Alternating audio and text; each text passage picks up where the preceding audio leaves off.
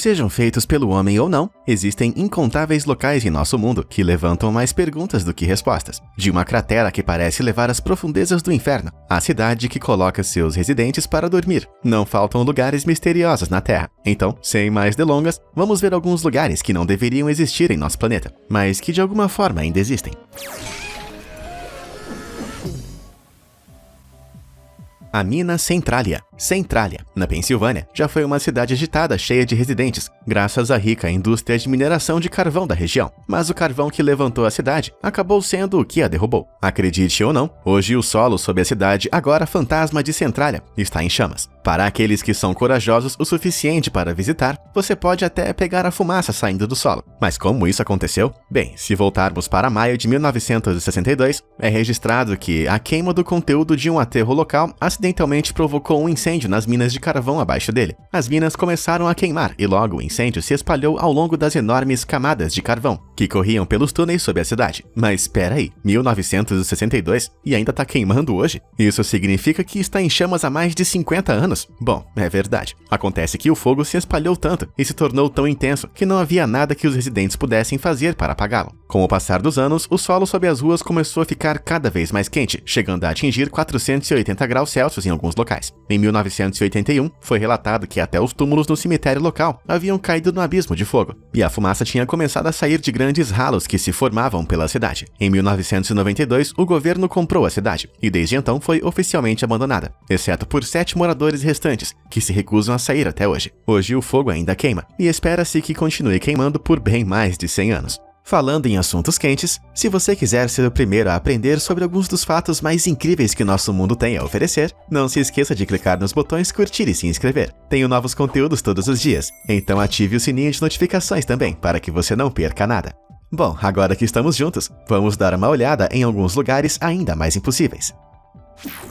Geyser Fly. Nos limites do deserto de Black Rock, Nevada, existe uma estrutura de aparência alienígena que cospe água quente em uma paisagem seca. Mas por mais natural que pareça, é realmente feita pelo homem. Por acidente, na verdade. Este é o Fly Geyser, que começou sua vida no início de 1900, depois que um poço foi perfurado no deserto. Só que a água que os cavadores de poço encontraram estava escaldante. Era uma fonte de água geotérmica, que foi aquecida a cerca de 93 graus pelo calor do interior escaldante da Terra. Isso o tornou bastante inadequado para coisas como irrigação ou até beber. Então, os trabalhadores decidiram fechar para evitar que vazasse água quente para todos os lados. Mas em 1964, a água começou a entrar em erupção em vários lugares, depois que um segundo poço foi cavado muito perto do primeiro. Essas erupções começaram como uma série de pequenos geysers, mas hoje o maior deles mede quase 1,80 de altura. A estrutura hipnotizante continua crescendo graças aos depósitos minerais de carbonato de cálcio na água, que se solidificam nas laterais conforme a água sobe. Mas os minerais não são apenas responsáveis pela altura do Fly Geyser. As listras incrivelmente coloridas de laranja, verde e amarelo são parcialmente atribuídas aos depósitos minerais também, embora grande parte da cor venha de algas atraídas por condições quentes e úmidas. Se ao menos todos os acidentes fossem tão bonitos assim.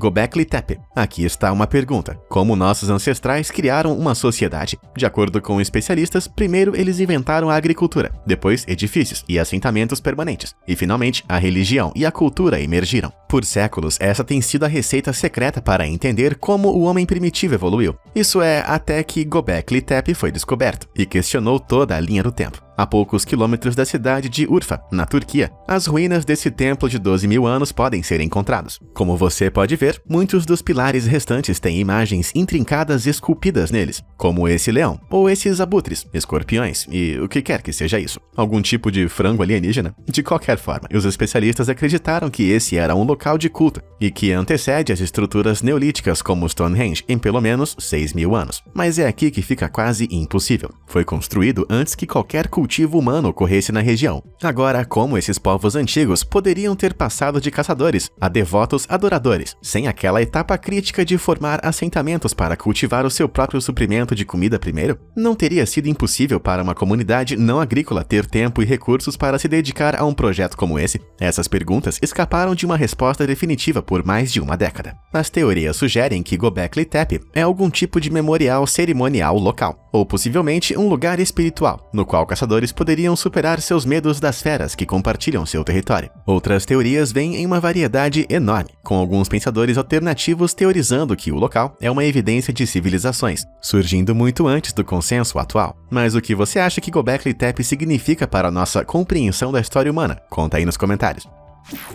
Luzes de Hessdalen. Quando você vê uma bola de luz misteriosa no céu, qual é a primeira coisa que você pensa que é? Um avião? Um satélite? Talvez até alienígenas. Com todas essas possibilidades em mente, o que você acha que pode ser? Fy fader! Jeg filmer det! Jeg har det på tape! Jeg har!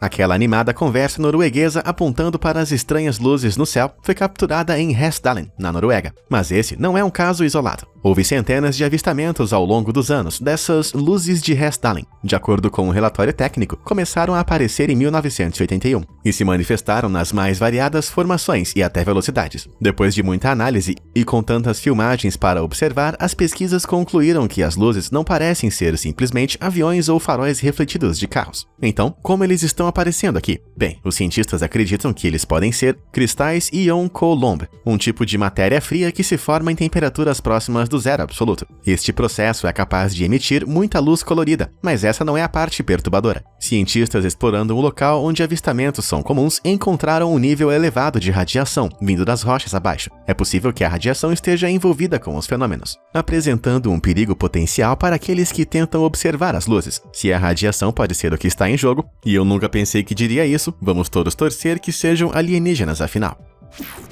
Lago Karachay. Você sente vontade de dar um mergulho nesse belo lago? Se você realmente mergulhar, pode ser a última coisa que você vai fazer. Isso porque esse é o mortal Lago Karachay, encontrado no centro da Rússia. Tem servido como depósito de lixo radioativo desde a década de 1950, com efeitos mortais. A poluição se tornou tão forte que o leito do lago teve que ser coberto com blocos de concreto para evitar que partículas contaminadas se infiltrassem no abastecimento de água subterrânea. Mas isso só aconteceu depois que um número alarmante de residentes locais começou a relatar um grave enjoo causado pela radiação. A grande quantidade de lixo tóxico flutuando nas águas do Lago Karachay e se acumulando em suas margens o torna um dos lugares mais poluídos do mundo. Ele até ganhou um recorde mundial do Guinness de lago mais contaminado do mundo. Provavelmente não é um prêmio para se orgulhar, mas acho que precisamos de um pouco mais de perspectiva sobre o quão perigoso é o Lago Karachay. O derretimento radioativo em Chernobyl, que é um dos piores desastres nucleares de todos os tempos, emitiu entre 50 milhões e 185 milhões de curries de lixo radioativo. Em comparação, o Lago Karachay acumulou cerca de 120 milhões em radioatividade, o que não é uma soma pequena. Algumas partes dele são tão radioativas que você receberia uma dose letal de radiação com apenas 30 minutos de exposição. Portanto, a menos que a morte agonizante seja a sua ideia de uma ótima noite de sexta-feira, não vale a pena dar um mergulhinho nesse lago.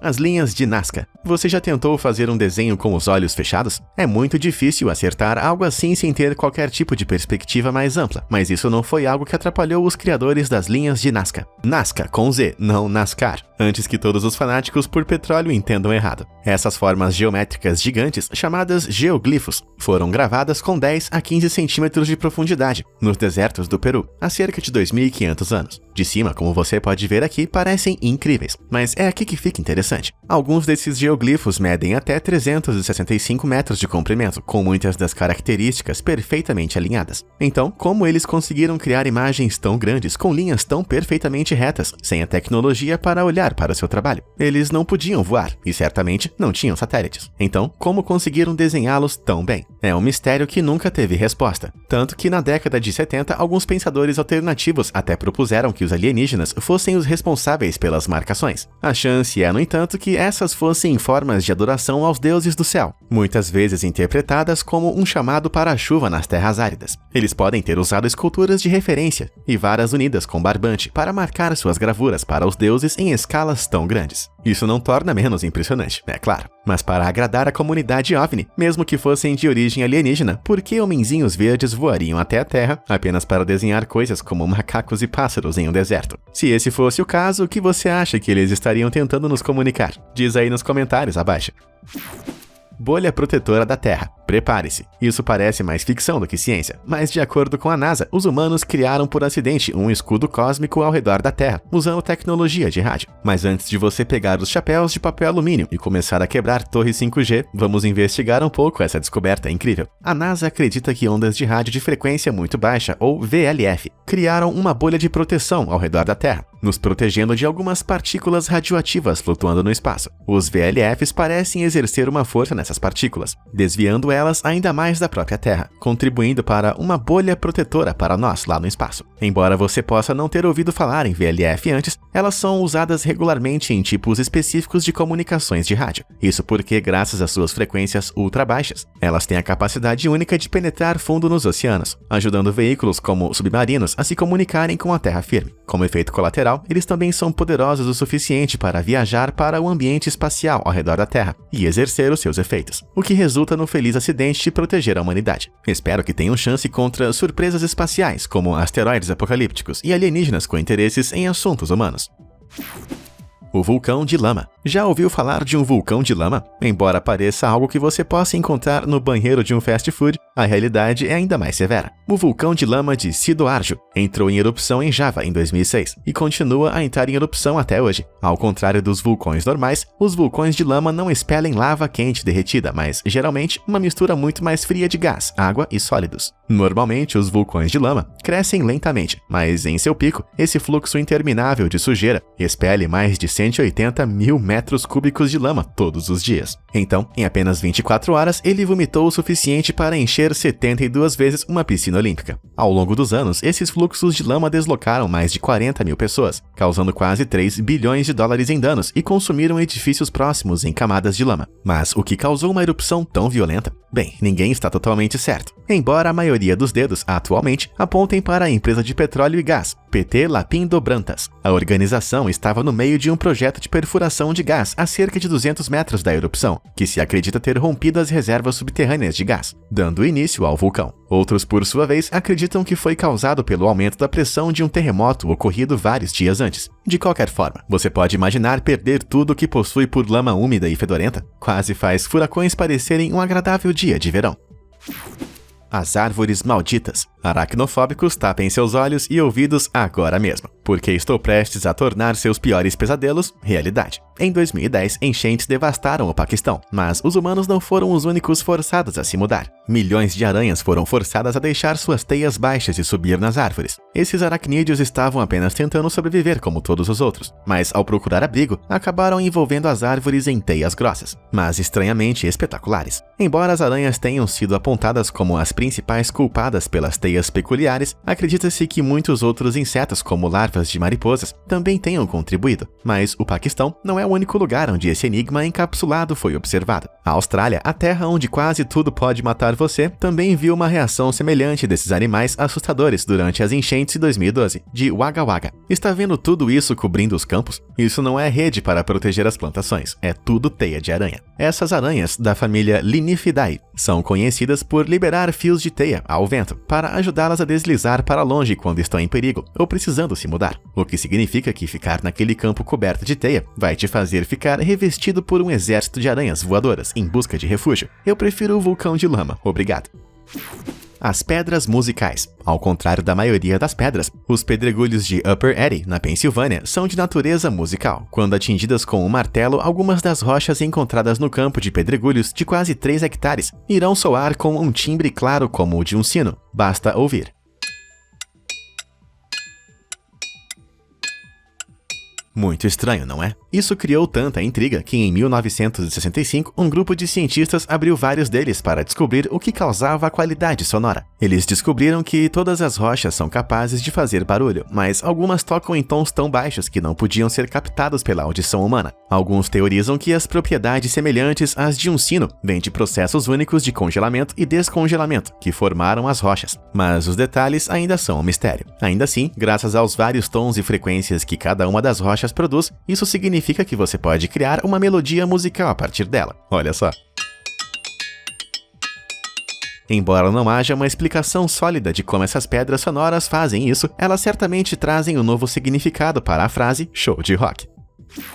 Escadaria para os céus. Aqui está uma pergunta para você. Como você cultiva alimentos quando você vive na encosta de uma montanha? Bem, aqui está uma resposta muito criativa, mas embora possa parecer uma obra de arte, na verdade é uma foto, não uma pintura. Esses são os terraços de arroz do condado chinês de Yuanyang, lar de um tipo de agricultura trazido para a área há cerca de 2.500 anos pelo povo Han. Muitas vezes descrito como a escada para o céu, o corte dos terraços atinge cerca de 1.980 metros acima do nível do mar. É uma solução engenhosa que transformou o terreno acidentado das montanhas em terra fértil, tudo escavando arrozais individuais em camadas. Depois que o arroz é plantado, esses terraços são inundados para iniciar o processo de cultivo do arroz. À medida que ele amadurece, os agricultores abaixam o nível da água, lançando nos terraços abaixo. Quando chega a hora de colher o arroz, os agricultores vão drenar um terraço por completo, removendo partes das barreiras, deixando a água fluir do terraço mais alto para o mais baixo. Se você me perguntar, isso parece um tobogã perfeito.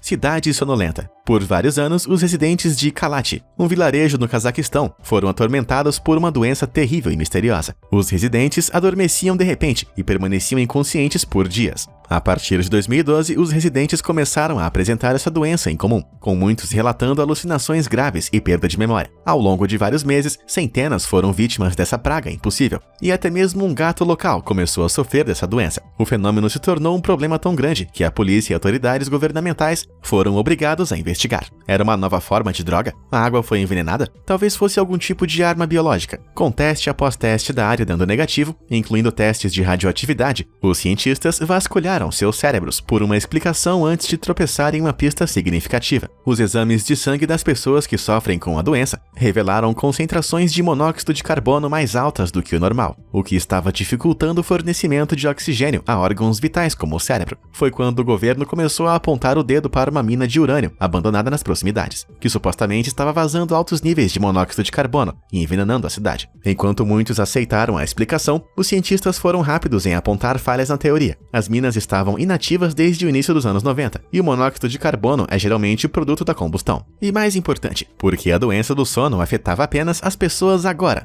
2 décadas após o fechamento da mina. Com essa questão vital sem resposta, a doença do sono dessa vila continua sendo uma espécie de anomalia. Talvez, se sonharmos com isso, possamos descobrir algo.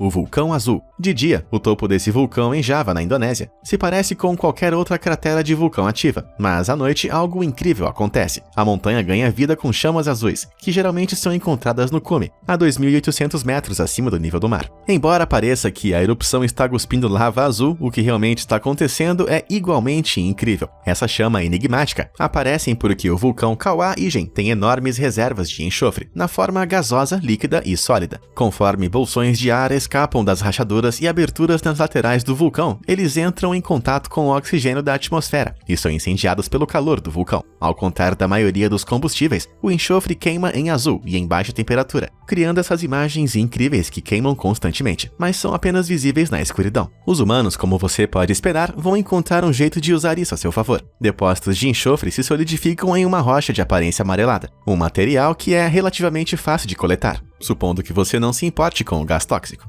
Para que nem sempre trabalhem sob a forte luz do sol, alguns mineiros trabalharão com o brilho azul assustador criado pelos incêndios noturnos. Mas os gases tóxicos que mencionei, que podem emergir das aberturas do vulcão a mais de 590 graus Celsius, tornam essa uma das operações de mineração mais perigosas do mundo. Você faria uma viagem a esse vulcão para ver o fogo azul? Conta aí nos comentários. E enquanto isso, que tal clicar nos botões curtir e se inscrever? Vai ser a sua melhor decisão nos últimos 20 minutos, além de escolher assistir a esse vídeo, é claro. Represa Hoover, desafiando a gravidade. Tem uma grande atração turística em Nevada, que possui algumas propriedades próprias incomuns. A represa Hoover foi construída para ajudar a controlar e aproveitar a energia do rio Colorado, e atinge colossais 221 metros de altura. Isso é mais do que o dobro da altura da Estátua da Liberdade. Mas graças à construção única do cânion, ele tem alguns efeitos colaterais incrivelmente interessantes. Olha só isso. Isso mesmo, a água daquela garrafa simplesmente voou para cima. Então, a represa Hoover tem uma tecnologia secreta de antigravidade em operação. Não exatamente. A estrutura do funil da barragem direciona o vento em uma forte corrente ascendente, que é poderosa o suficiente para soprar a água para cima, fazendo com que pareça que o líquido está desafiando a gravidade. Muitas pessoas gravaram a si mesmas testando esse fenômeno incrível e experimentando um bom respingo no processo. Algum de vocês já tentou fazer isso? E isso faria você se sentir como um Poseidon malhando na academia dos deuses? Conta aí nos comentários. Praias de vidro. Quando você ouve o nome praias de vidro, pode pensar que vem das águas tão cristalinas e calmas que o oceano parece vidro, mas na costa de Fort Bragg, Califórnia, é um pouco mais literal do que isso. Isso porque toda a costa é feita de restos marítimos de vidro quebrado. Com isso em mente, você pode querer calçar os sapatos antes de correr por ali, mas como algo tão maravilhosamente estranho foi parar em milhares de pequenos pedaços na costa? Bem, a verdade é um pouco menos mágica do que parece. Os residentes de Fort Bragg costumavam se envolver em despejo no mar, jogando fora tudo, de seus velhos utensílios de cozinha a garrafas de vidro e até mesmo carros velhos nas ondas costeiras. Anos nas ondas quebraram muitos dos pedaços de vidro estilhaçados, transformando tudo em pedras deliciosamente coloridas e lisas. Mas não é a única praia desse tipo. A Baía de Ussuri, na Rússia, tem uma história semelhante, tendo sido um local de despejo de vidro e outros resíduos, mas como você pode ver, a ondulação das ondas fez um trabalho impressionante de transformar todo aquele lixo em um litoral de cores cintilantes ao longo das praias de Vladivostok. Agora só precisamos encontrar uma maneira de transformar esses tipos de lixões em maravilhas cintilantes. Eu acho que vai dar trabalho.